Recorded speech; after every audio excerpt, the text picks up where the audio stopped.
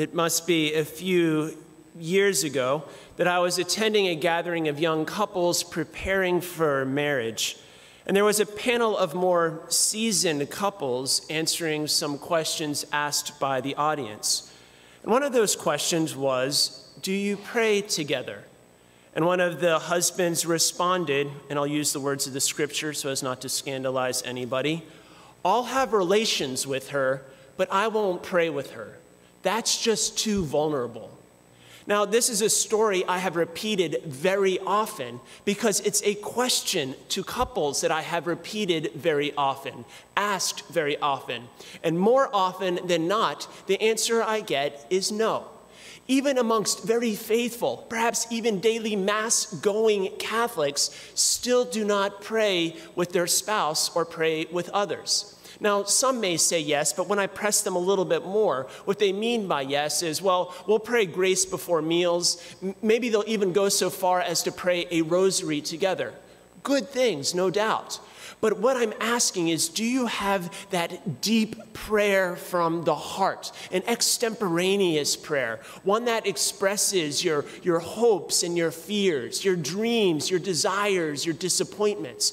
Are you sharing with this other person the way in which God is moving on your heart? So often the answer is no, because that's just too vulnerable. Now, what do they mean by vulnerable? Maybe it means that there is a fear that something deep within is going to be exposed. This is your spouse. Like, have you not been exposed before? This particular husband had 5 kids. I know he had been exposed before his spouse. And if you can't be vulnerable, if you can't be defenseless or exposed before your spouse, then who can you be vulnerable or defensive before? There shouldn't be the sense of fear that there's going to be a rejection or a mockery. And even if there is, it's probably not going to be the first time or the last time you're going to be embarrassed before somebody else. But maybe there's also another reason why they feel vulnerable.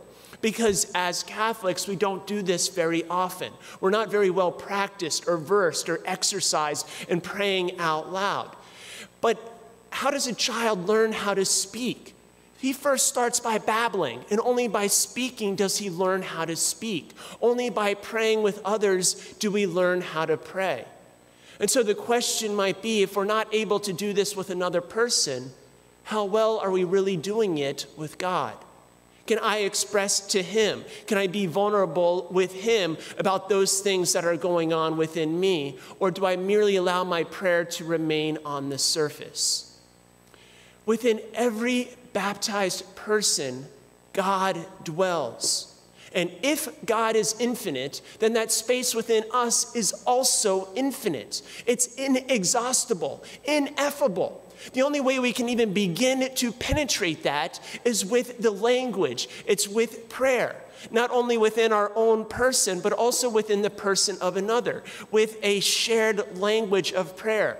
Yes, we can use all other sorts of languages in which to converse with another person. We can talk about the Super Bowl, we can talk about weather, we can talk about functionality or logistics or anything else, but that language simply remains shallow and on the surface. And if that's all there is, the relationship eventually becomes stale and stagnant.